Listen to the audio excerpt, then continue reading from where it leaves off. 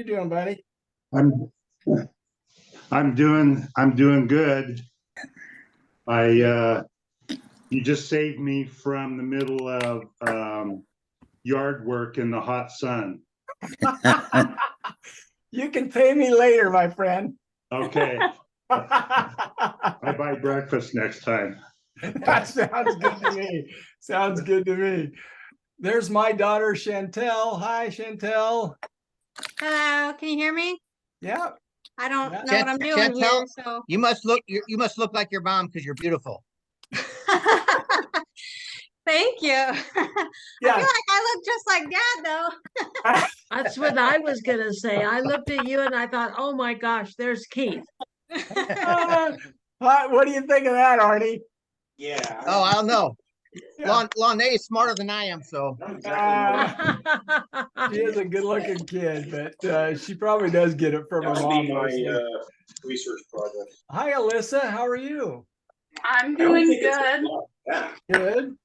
And Maybe watch them are do that. you someone's daughter? But that's not the first time I've noticed. No, I am me. Yeah, good. We're glad to have you. Good to have you on here. I'm going to move around and say hello to a few more folks here real quick. James, how are you doing, James? No, I'm doing well. I'm doing well. How you doing? Good, buddy. Now, have you been on a few times before? I can't recall. Yeah, you've talked with me a little bit from the other stroke support group. Yeah. From Duke. Oh, yeah. Well, good to have you, bud. Thanks for Thank coming you. on. There's Michael. Hey, Michael, how are you? Good. How are you? Good, buddy. Good to see you. Yeah. Deborah, good to see you too. Hi, good to see you.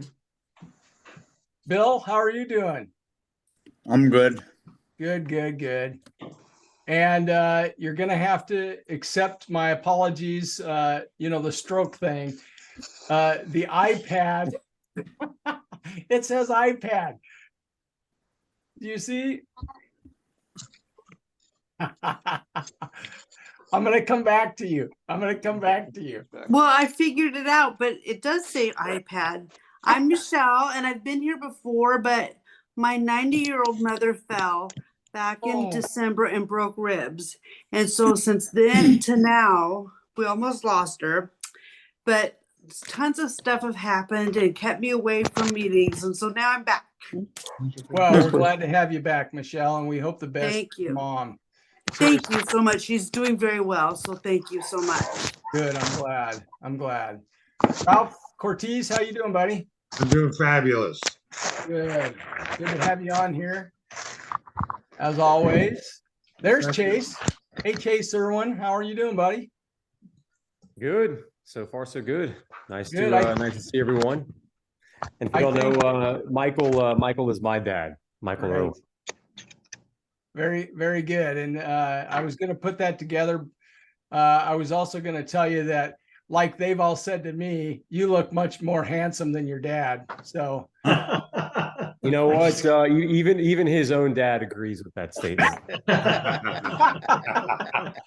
That's funny. I love it. Good, good. Hey, John Burdett, how are you doing, buddy? You're muted. Hey Keith, I'm doing well. How are you? Good, bud. Good to see you. You too. That's quite a beard you got growing there, buddy. A little bit. Keep going. I'm just jealous because I can't grow one. So anyway, I've never done it before, so I had to see what it was like. looking good. Hey, Michelle Humphrey, how are you? Good, how are you? Doing well, doing well.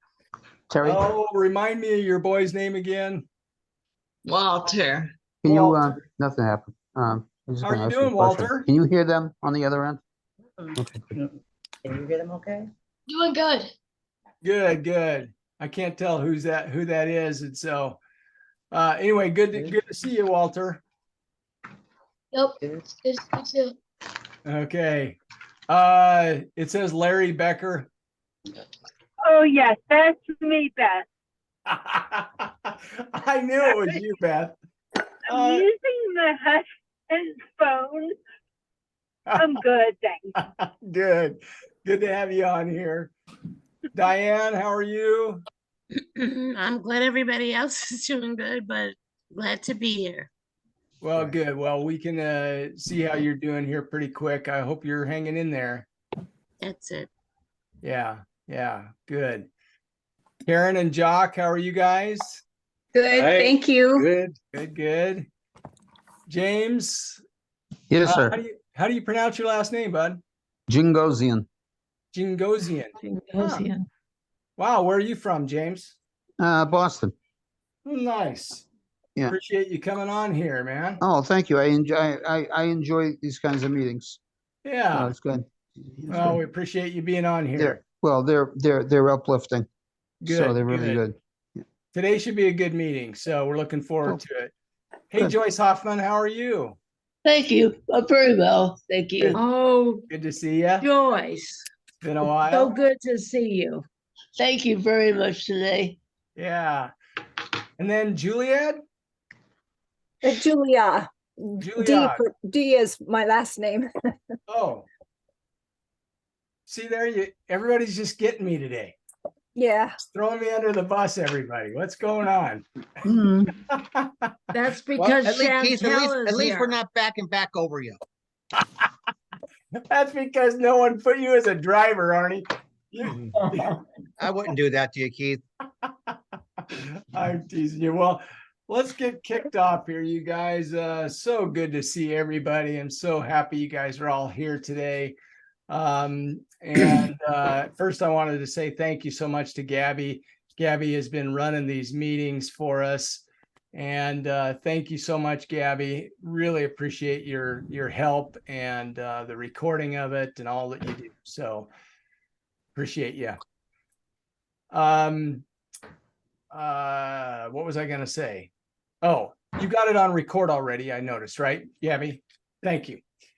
So we had a great open meeting last time and heard a lot of different people talk about different things, and it was really good. This time, so Michael had sent me an email a while ago, and he said, how about having stories from our children and some of their concerns and some of the things that are going on like that? And you know how did they feel when we first were taken to the hospital and came back? And that is a huge impact to the family. And after I got that email, I saved that because I thought, what a great idea. And thank you for that, Michael. So I'm looking Keith, forward to it. can we do this again? Because my daughters could not make it because of work schedules and grandsons having ball games and things like that. I think that's a great idea, Arnie. And I had thought about it earlier because of the time schedule that we had, the limited time. I thought, what a great idea, because this is really impactful. I think it'll be impactful for each and every one of us as well. And of course, we've had Michelle and Walter talk before, but what a great idea. So anyway, thank you, Michael, for that. First, to be honest, Keith, it was Lanae's suggestion last meeting. And all I did was I thought about it and I said, whoa, that's a good idea. So, thank you for that, because Lanae had said a few things and I was scrambling to try to take notes and I didn't get them all, Lanae. I apologize, but we don't always get a chance to communicate back and forth on email and get them. Keith, that is not a problem because I have brain damage and don't remember what I said.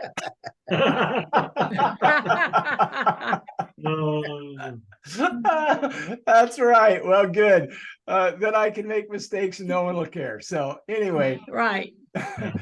One more second, Arnie. Okay, no problem. Do you have something to write with, bud? Me? Yeah. Yes. Write it down. Write it down, please. Let me get through this real quick and then we'll come back to you real quick. A couple of things for everybody's information. I know that everybody cannot make these meetings each time. So we do record them. Thank you, Gabby. And I do ask, and just like Arnie just did, I ask that you guys raise your hands if you want to chat a little bit, because when we get this big of a group, it's hard to manage everything. And I like to try to keep everybody's comments 3 to 5 minutes. Now, today, we may go a little longer with some of you because it's important stuff and there aren't too many of us here to share. So, but I do try to keep them to about 5 minutes or less if we can. And then I'm going to take just a few minutes today before we get started to talk a little bit about SAO and Stroke Awareness Oregon. I know everybody here probably is aware of it, but I just want to comment on a couple of things. We have, our mission is guided by CARE, and CARE stands for one, collaboration, where we talk with hospitals, physical therapists, all that kind of stuff.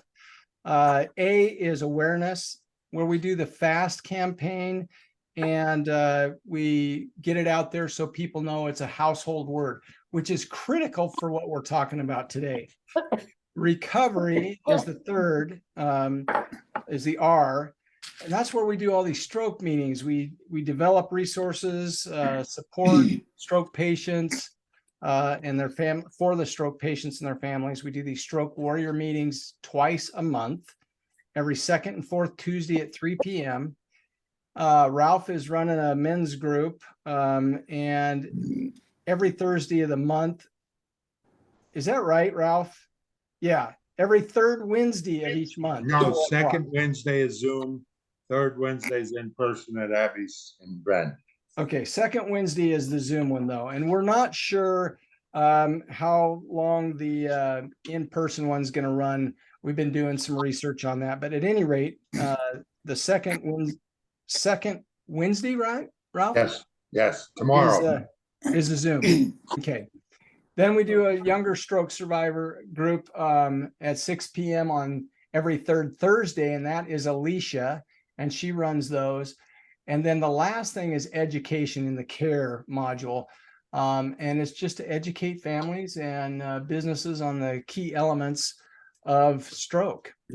So we just launched into a peer-to-peer mentoring program, which Steve Van Houten and I had a good meeting on last week, and Steve is heading that up for us. And I'm really excited about this, because then what we can do is we can meet those people who cannot make the meetings or don't want to. They'd rather have a one-on-one person to do that with. There's some of us that have done that in the past, but this is a peer-to-peer group, and we've gotten you got to be certified. You got to go through some things to do that. And it's a great program to help other stroke survivors. And so we're very proud of that. And then, of course, Stroke Warrior Radio. Once again, I'll reach over to Ralph, which Ralph is running. And that's something as well that's growing. And so anyway, there's just a bunch of stuff. So I guess let's get on with it here today. So Arnie, let's go back to you, and then I'm going to head this up. Okay. This is really a message to Chantel. Chantel, I'll start crying because I don't have any control of my emotions yet, but you should be very proud of your dad. When I found out my daughter found SAO, I was at a very, very low point in my recovery. And by finding this group, it not only gave me hope, it gave me inspiration. So everyone and people on this call, I have a very special place in my heart for you guys. But Chantel, your dad has helped so many people, and you should be very proud of him. I'm not crying at you, Keith. I'm just crying at, this organization has helped me so very much. Well, you're going to make me cry. Yeah, you're making me cry. I feel you 100%. I couldn't be more proud of Dad. He obviously had to overcome his own stuff, and he got through it and has been inspiring so many people. And I mean, he works nonstop helping so many people. Your dad has helped so many people, Chantel. Okay. All right. You guys are making me cry too now. Let's get on with the meeting. I just have one question I have, Keith, is for everybody. I just hit my 3.5-year stroke anniversary. And I wonder if I've plateaued in my recovery, both mentally and physically. No. And I'm just curious to see if No. no. Okay. Absolutely No, not. no. Absolutely And- not. Yeah, I'm at 8 years and I have had a huge leap forward this year. Awesome, Lane. Who else wants to comment? Let's see some. I'll comment. Ralph. I'm 7.5 years. I was on a cane and walker for 6 years. And within the last year, I'm running on a treadmill now. I use no cane, no AFO, nothing anymore. That's So great, it's Ralph. you can never give up hope. There's always improvement. Beverly. I'm 24 years stroke survivor. And every day I learn something new and I try to do something better than I did before. Wow. Yeah, keep learning. And I ended up getting my PhD while I was in the midst of all my stroke things and before they had me diagnosed. I know, as- Beverly, you're incredible. She is absolutely incredible. But it's, you learn something new every day. Every day is a learning experience and something new will come to you. And you Love it. I want to make a That's comment 3.5 here. years. That's great, Bev. I want to make a quick comment to Arnie as well. So Arnie, buddy, you've got to believe it. You've got to get that belief in your system. And we all have crap that comes in all the time and the non-belief. And I talk a lot of times about taking a step forward and sometimes 2 steps back. I get that. But Bud, you've got to work on your belief. And I propose you journal, you record, you do whatever you can, and you Still get do the that, Keith. crap. Good, buddy. You get that crap out every morning, and then you start believing in yourself. You are a great guy, Bud, and you got a long way to go. Can I say something? Hello, my name is Brian Perry. I'm new to the group. I just want to say to the guy Arnie, let me just say, I had a stroke 4 years ago, and don't look back. Always look forward. Well, no, that's fair. That's fair, Brian. The past, And you're exactly right. The past is gone. You can't change the past, so you just gotta look forward and keep moving on. I had a stroke 4 years ago, and so now I just started back lifting weights, and I'm not that big. I'm not weigh that much, but I just started back lifting weights and everything. But don't look back. Gotta look forward. There's always hope. There's always hope. Great, buddy. Appreciate that, Brian. Steve Van Houten, you're up next. Okay, so I'd like to just say that not only are all those things right that everybody's saying about keeping your motivation up, believing in yourself, don't give up, all of that stuff, but I don't know how many of you realize that science is behind this too. And the science, it's the science of neuroplasticity. And neuroplasticity is, we have all had attacks on our brain. And we have all had different kinds of effects that have come from that. And neuroplasticity is the ability that our wonderful brains have of transferring information from the damaged areas to new areas of the brain. And that doesn't stop. And I'm not just talking for myself. I've read a number of books about this from neurosurgeons and neurologists who talk about this, and it just is true. And part of the reason it's true, and it'll make sense to you, is every time you learn something, every time you do something a new way, and you do it on purpose, you are using your brain's neuroplasticity. And so that same process will continue to work in you until you leave this earth. And Absolutely. so that's the thing that I think we all have to remember, along with having confidence, hope, continuing to work hard, all of those things, science is with you too. And the other thing I'm going to add to Steve's comment, and then I want to stay on track here a little bit, everybody. But Arnie, is that, getting a buddy. You need to have somebody who can lift you up and you can talk with, that is going to move you the right direction as well at times. Oh, I got plenty of those people, Keith. I really do. All right. All right. Well, even stroke survivors, though, people who've been through the battle, so to speak. I got all you. I got everybody here. I love to hear it, buddy. Good. All right. And I apologize for getting a little emotional earlier on, but no, it happens. No, we No love you. need to apologize, Arnie. We love you. We all buddy. do that. Yeah. Well, I just want to let Shantae know that she should be very proud of her dad. Well, okay. All right. Now we are going to move on. All right. So thank you, buddy.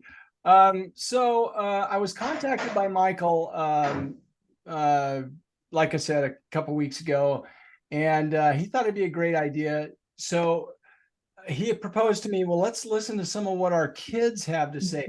What experience did they have? It's got to be scary as hell to go through that as a child. Okay. And then your folks come home and everything's different. And will things get better? Won't they get better? There's all these emotions, all these thoughts. So I wanted to kick this off and let Michael and Chase start the conversation with us. And so you guys take it away.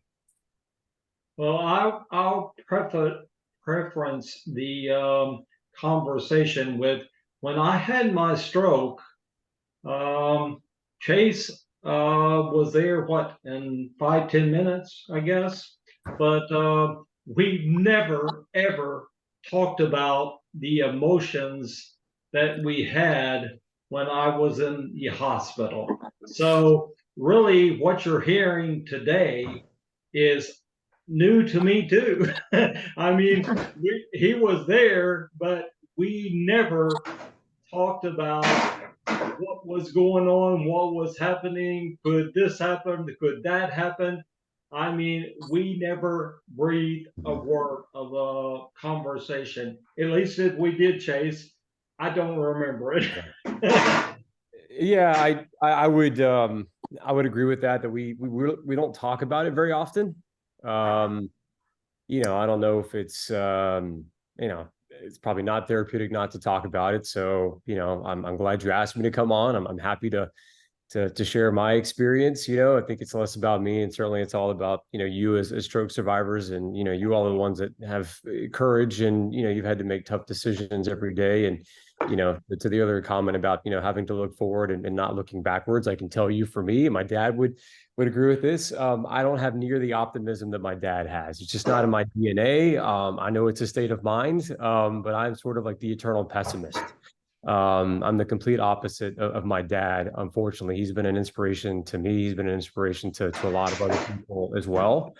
So look, he's hearing, he's going to hear, everything kind of firsthand at this point. But, for some context, I grew up with my dad. My parents got divorced when I was young. I lived with my dad from about age 6, I think, until, I went off to college. And so, my dad has been my best friend for, as long as I can remember. And I think, a lot of us think that our parents are invincible. I certainly have always felt that way about my dad. At the time when he had his stroke, I actually was living with him and my stepmother. I had just separated from my now ex-wife. And so there was a lot going on, as you can imagine, within the family. But as I kind of prepared what I was going to say, on this call, I think about it in terms of like the before, the during, and then the after. I think what I realized is I was very ignorant to stroke and the impact of stroke prior to my dad having had that experience. And I even hate to use the word ignorant because it almost sounds like there's like some deliverance there. I think it was just completely unaware. I think my association with stroke was, folks in their 80s, having had a stroke, the elderly, and not really thinking of anyone that was certainly season and kind of prime health. But I remember when it happened, I was actually working out like 7:30 in the morning, I think, Dad. It was early in the morning. I know that much. And Jennifer, my stepmother, called me and said, "Hey, I think your dad just had a stroke. Can you come home?" And again, just being completely unaware, I just kind of felt like, no big deal, like they'll go check him out at the hospital. Everything is going to be okay. Opening weekend of NFL, we're going to go watch the Cowboys game later. Like, it's all good. I remember when I pulled into their neighborhood, he was passing me in the back of an ambulance. And, so I just followed them to the hospital. I'm in the waiting room. And again, I'm not thinking like there's any gravity to the situation at all. And the neurologist or nurse, finally grabbed me and my stepmother, Jennifer, to come back. And, and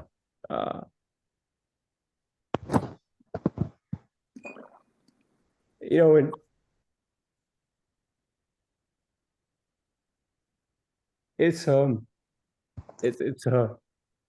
for me to talk about. Don't worry about it, Chase. Yeah, Believe me. I'm not worried about it. I think for me, it's just I've never talked to my dad about it, but it's the first time that I ever saw my dad vulnerable. And to think about, having just seen him the night before and everything was fine, and to walk in and just frankly just being confronted with something that I was not prepared to see. Just the condition that he was in. I mean, it was shock at that time. Just really unable to process what was happening. So I think that was my emotion, was, fear, certainly, but just, complete shock to see somebody. I see the fear in my dad's eyes, of just being completely out of it, not having his faculties. Maybe TMI, but just like, vomiting all over himself, and just like the fear in his eyes. And, so many people, neurologists and nurses being around him. And that was like the gravity of what was going on really set in. And for me, like I walked out. I didn't, know how to handle, the situation. I didn't know, if he was going to die. So it's a lot, just the sudden nature of what you all go through, and to just kind of see what you think is, someone's life kind of flashing before your eyes. And, in that moment, that's all I could think about was him. It was less about me, but, I'll take a pause. If anybody has any questions or thoughts, that just was my initial instinct of just like, wow, the gravity of the situation, like completely unaware of how this could impact somebody, certainly in great health, Thank you so much, Chase. Yeah. First of all, I'd like to give Michael a chance to say something if he wants, but today, what I'm thinking, because of the nature of how you said that, which was awesome, buddy. I'd like to move into some other talks about it fairly quickly because of the emotion that's going on. Michael, did you want to make a comment? Well, what Chase is saying really was no different, that he didn't know any more than I did. I knew a stroke wasn't good, but I think all of us, and at least the biggest part of us, we don't realize the real scope of the devastation that a stroke can cause you, and the devastation it can cause the family, the friends, the spouse. I think that is the biggest thing that we need to overcome today. Everybody likes to talk about awareness, but to really understand the scope of a stroke is the biggest opportunity out there. Very good. Very good. I totally agree with you. I want to go to Chantel, then I want to go to Roz's son, Clay. So I want to go to Chantel, Am I saying that wrong? Am I saying that wrong? Husband. Bonnie? Husband. Husband. Not son. Husband. Look how young you look, Clay. Well, hard to believe I've been in the military 30 years. I feel like an idiot. All right, then we're gonna go to Walter. Oh, I feel like an idiot. I'm so sorry, buddy. All right, go. Next up, let's try to stay in the moment. Chantel. Yeah, gosh, lots of thoughts on my mind. I'll try to narrow it down. And yeah, like what Chase was saying, God, I knew nothing about a stroke, and boom, dad has a stroke, and oh my God, what's happening? The main thing I remember is being in the hospital, and now I need a minute. Just being so scared. And like Chase said too, you know, seeing your dad like that, when you're used to seeing him unstoppable, and now all of a sudden he's in a hospital bed, and I don't know how many. that okay? Is he gonna be okay? You know, and like we said, you know, not knowing what stroke is, and you know what that means, and then with my dad in particular, on top of that being you know, finding out that he had HHT as well. So all of a sudden dad needs surgery, there's something going on in his lung, and what's HHT, and oh crap, it's hereditary. Like there's like all this stuff that was just like I didn't know how to process it, and mostly I just remember feeling, you know, really sad. And then, you know, also when he got out of the hospital, God, it was just weird because, you know, dad has always been go, go, go, go, go, and on top of things, outgoing, and now all of a sudden he doesn't even know his birthday, and he's taking naps, he's on the couch, and it was just a whole new thing, a way of living, because I was also living with my parents at the time, and it was really weird and hard. Yeah.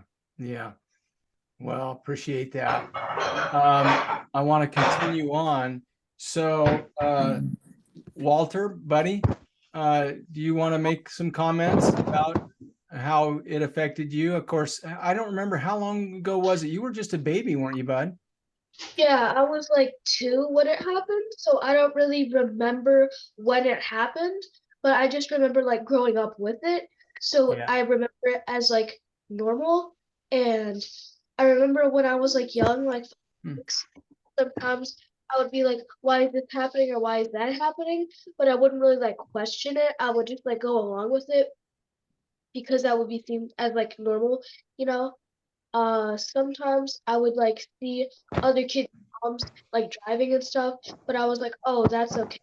It's fine. I can just walk home, whatever, right?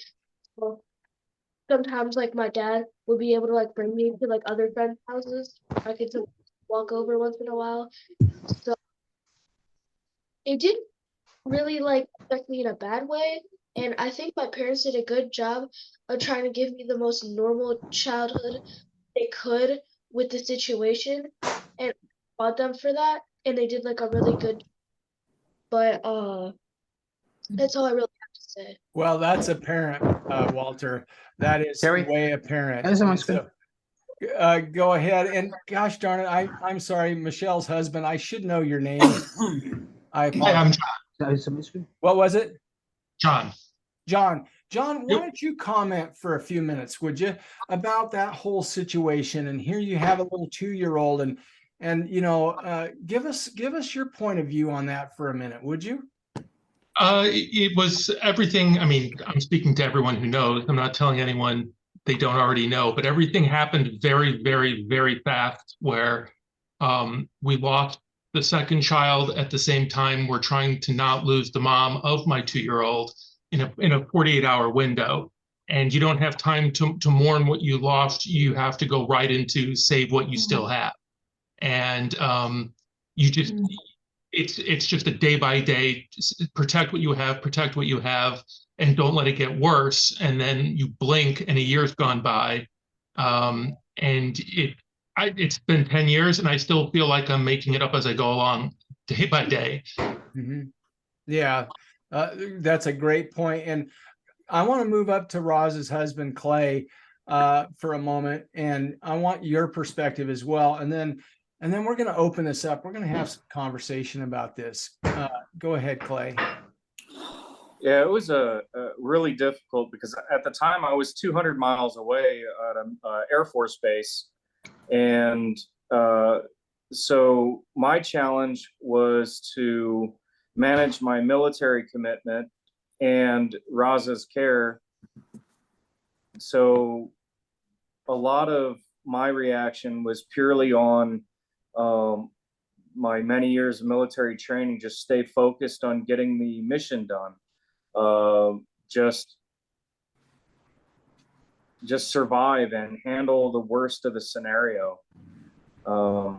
Show my love, show my support, make sure that I'm including all of the family in what's going on, keep the information going out to everybody that needs it, and make sure that she knows she's not alone. Yeah. So I'm totally hearing some commonalities on all this stuff. There's, the spouse, the person, you're just doing what you've got to do, right? I mean, some form of huge event has just happened, even though you may not have known how huge it might be, Chase, for example. But once you start learning that, then all of a sudden here you are with this huge, happening in your life, and you have to decide to, like Clay just said, do what you got to do, right? And so at that point, there is this point for me personally, I was in la la land. I mean, I was like, whatever, I was kind of having a good old time being what I was. And I don't know if any of you can relate to that, but then the family members are all freaking out, right? And it wasn't until later when I started the freak out process, really. And so I think you guys said some things. You said ignorance about stroke. And that's one of the things that SAO is doing so hard. And so is Michael's company, and Ralph, and a bunch of us, and Michelle. I mean, there's a bunch of us that are working very hard to try to get it out there, because people need to know what can happen and what does happen. And then overcoming, I heard someone say overcome, understanding the scope, but then overcoming, right? I feel like everybody in this room has been an overcomer, right? We're all working our butts off to get better all the time. And you guys need to give yourselves a hand and pat yourselves on the back a little bit. And Michael, hearing from Chase about that was very heartfelt, real, and powerful, bud, because that's the truth of it. And so let's open it up now. Anybody? Monica, go ahead, please. Yes, well, I think also with kids, when they are the ones who are with you after the stroke, it is truly shocking, as your kids here have expressed. And because the person who had been their strength and their rock suddenly incapacitated completely. And they have to make decisions oftentimes which no one has ever prepared them for. Right. And what is clear also is that the person who we were prior to the stroke we may not be as we go forward. And that is, it's like your kids have to get to know you all over again. And I would say one thing to Walter also. One of the things, I had a grandson, I still have him. I took care of him when he was quite small, and we had an incredible bond. I'm just going to shift this so you can see. I don't know if you can see, but there, his preschool program, the teacher made me support things to be get well soon, etc. And all the kids did their handprints, so on. But I think my daughter was afraid that my grandson would find me really changed.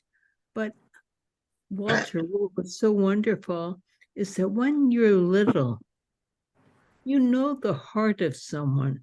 And so it was, he just accepted me as I was. That was an incredible joy. And I'm sure it was a gift that you gave to your mom. That was awesome, Monica. Thank you so much. That was a very good point. Made me think of another topic that we'll have to share later for all of us, but very good, very good. Who had something they wanted to say? And please, you guys, if you're new or whatever, Michelle, you're up. Ramona also has had her hand up for quite a while. I apologize, Ramona. So I have 3 kids, and my oldest couldn't handle any of it, and he has left the family. We talk a little bit, but he's had a hard time with it.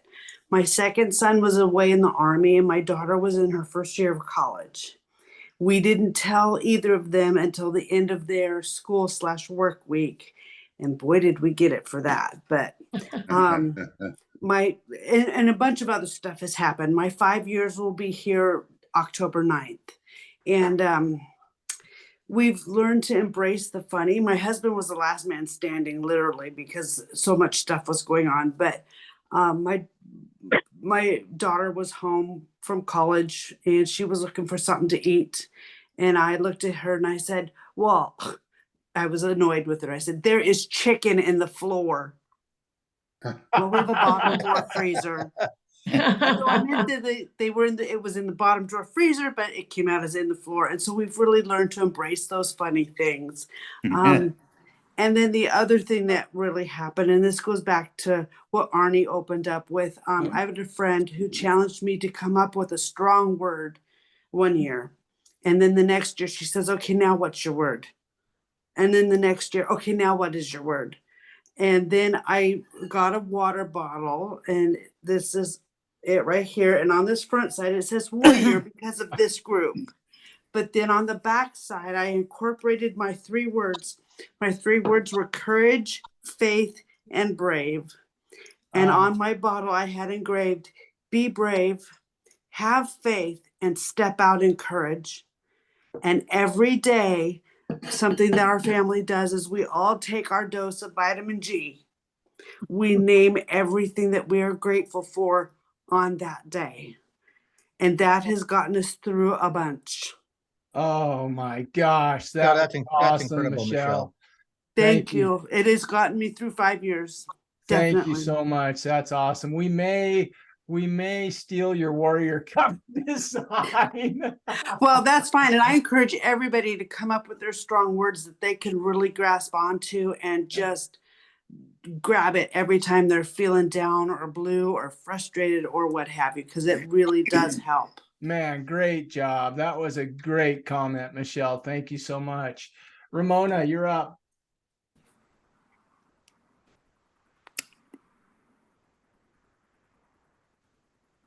Whoop.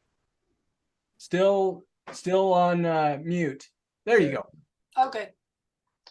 So, yeah, when I had my stroke 4 years ago, my daughter had to drive over the mountain from Jefferson.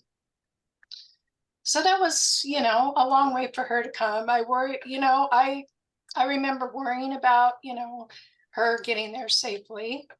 I think a lot of things that was a challenge is trying to explain things like anxiety. I'm sure a lot of you went through anxiety. That was a really hard thing for me because I'd never had anxiety. And so I did have a lot of that. I was really fortunate. I had TPA and I responded very quickly to that.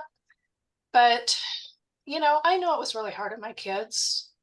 I can't speak for them, but I know it was really hard.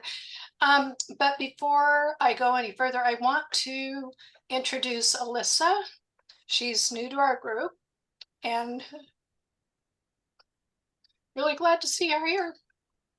Where are you, Alyssa? I'm having a hard time seeing you. She's next to Chantel, at least on my screen. Oh, there she is. Yeah, thank you. Thank you, Arnie. I'm right here. I had my stroke in March, and I am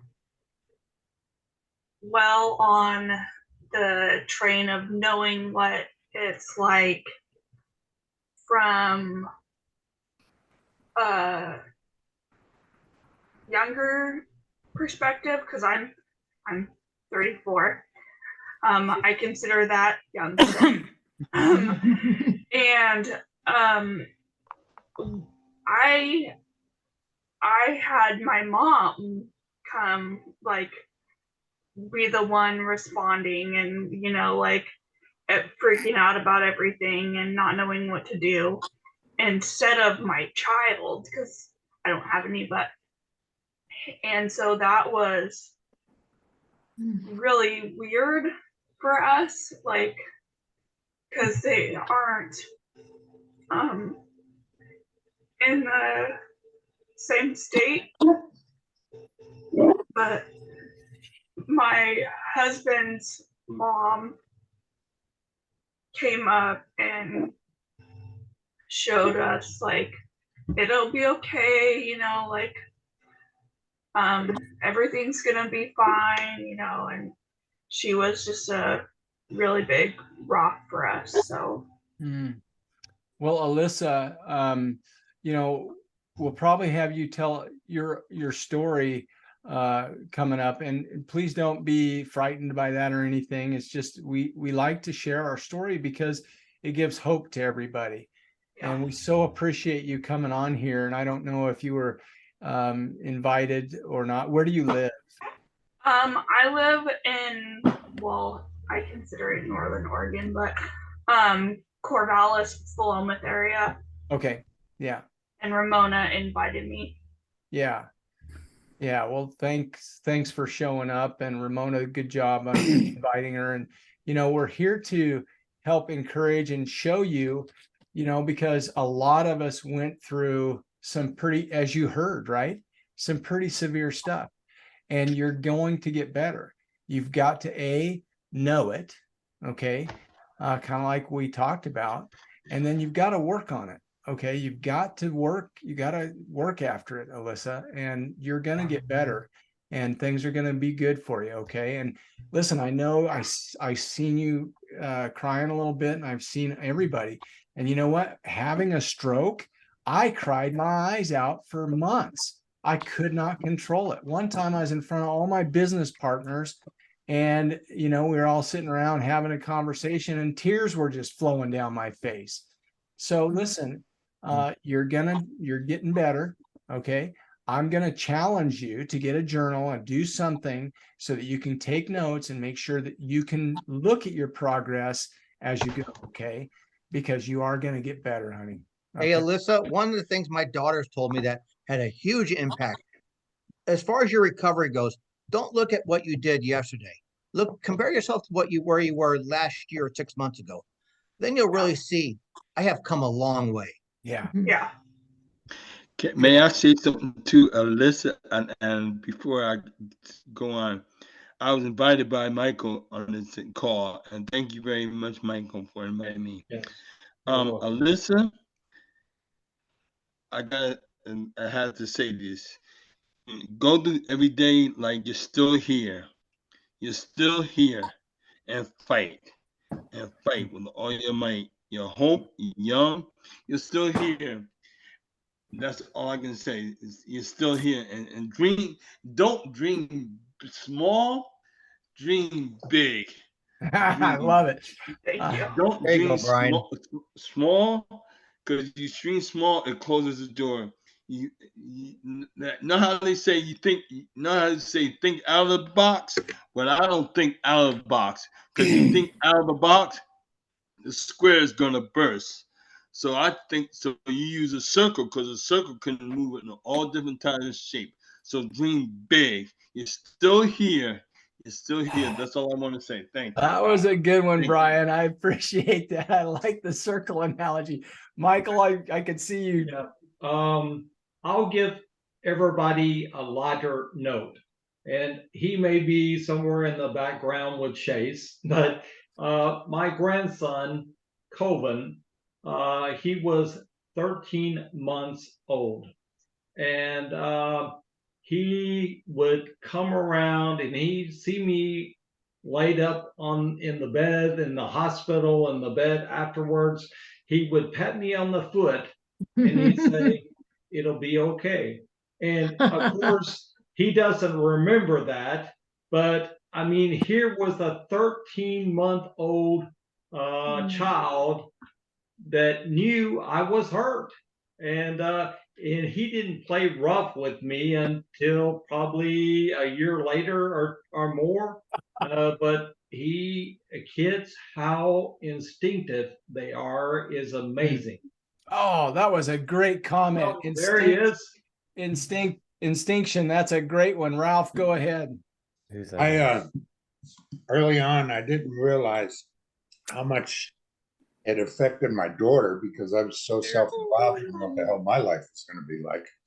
And luckily, when I moved in with my youngest in Colorado Springs, I was in Pennsylvania. She came out to me and then brought me back to Colorado Springs. My grandson at the time was 9 years old. And one of the first things he did is he knew I was writing an Italian cookbook. And he said, "Could you teach me how to cook?" And I think that children are least affected by it to a certain extent. I appreciate what Walter said because, life kind of goes on. But I don't know if his mother did it or his father did it, but he made me better because he pushed me harder. And the other thing that I've realized, not until recently, not until the last 6 months, is what my daughter actually went through. We've been talking lately. I was in Arizona, and luckily, one of the first things she said to me is, within a half hour of me seeing her, was, "Oh my God, Dad, what happened? You're better.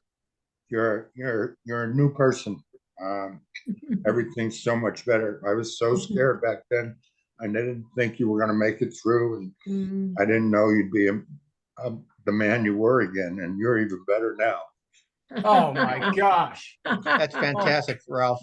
Yeah, my grandson said the same thing. He's now 16, and he says, "You keep going, Grandpa. I'm proud of what you've done, and I'm gonna be with you always. I'm still your wingman." That's beautiful, buddy. That's what we have, right? We have. Yeah, and I guess my biggest point is we've got to communicate with each other, our families and ourselves, about the stupidest things. I mean, the only dumb question is the one you don't ask. Yeah. So if she needed questions asked, she should have asked them. I should have asked her how scared she was. If I would have known that, it probably would have destroyed me. But if I would have known that, maybe I could have done something to help her. So I think their support is, oh my God, I couldn't have done it without my family. So man, I appreciate all that families do. Believe me. That is Don't awesome. be afraid to talk. Can I say something real quick?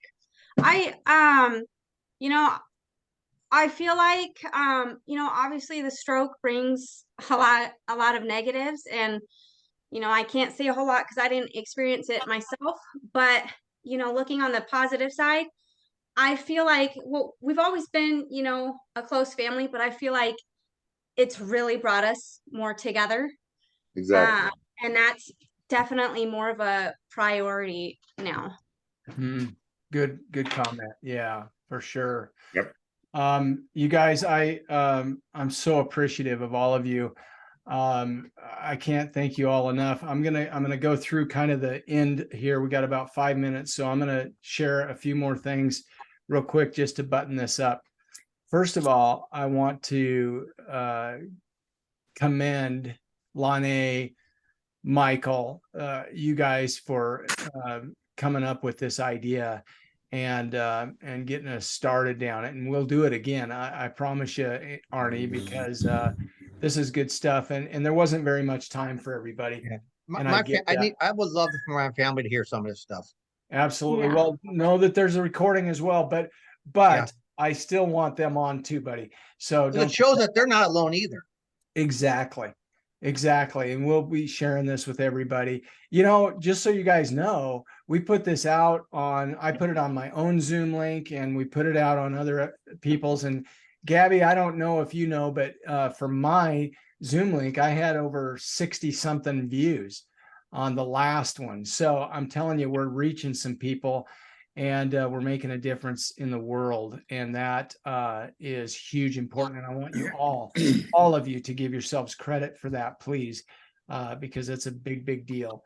Okay, so are there, besides my own, stroke anniversaries this month? Here you go. Michael? Michael and me? No? Me. Arnie? Oh, Diane? wow. Oh my Ramona. gosh. Ramona? Mine's a half anniversary. What does that mean? What does that mean? Well, I'm 3.5 years. So Nice. Keith, before you go any further, I know we've only got 3 minutes left, and I wanted to tell Chantel that she's a very beautiful young lady, and I realize that she must take after her mother. Thank you. Hey, Dad, my mom would say the same thing about me. I do. On a lighter note, I did want to ask Ralph a question. Hey, Ralph, has anybody ever told you that you resemble Tommy Chong? Yeah, actually, recently, a few people have told me that. I know, weird, right? Oh no, you just gave him a go ahead. We're going to be hearing about that now. Yep. That's awesome. I'm gonna have to add a new show to the radio. Ramona's Ralph, do you want to put in a quick plug for the radio? Make sure everybody's aware of it. Maybe Things are- Roz and Clay want to say something about their fun show. Things are getting better with the radio. I'm improving it all the time. Go to strokewarriorradio.com so you can scan the QR code. There's all kinds of shows on there on vocational rehab, physical therapy, occupational therapy, support. These support groups are played there. And Roz and Clay is one of the best shows on there that I get the most listeners. Roz and Clay's show is at 9 o'clock every morning Pacific time. And I do scatter a couple of them during the day too. And you know, I'm embarrassed because I listened to one of Roz and Clay's shows, and then I called Clay. Oh, geez, are they still on here? Where are they? Where are you We're guys still at? here. Oh, there they are. Yeah, sorry about that, buddy. I apologize. Anyway, we all fumble once in a while, right? Let's see. Joyce Hoffman wanted to extend an invitation to Brain Exchange, a collaborative group of writing and speaking also. And so go to dearjoyce.club/join. Anyway, if you guys need any information, reach out to me and I'll get you in touch with Joyce. Real quick. Okay, so next meeting, we're gonna have Laura Lieberman actually join us.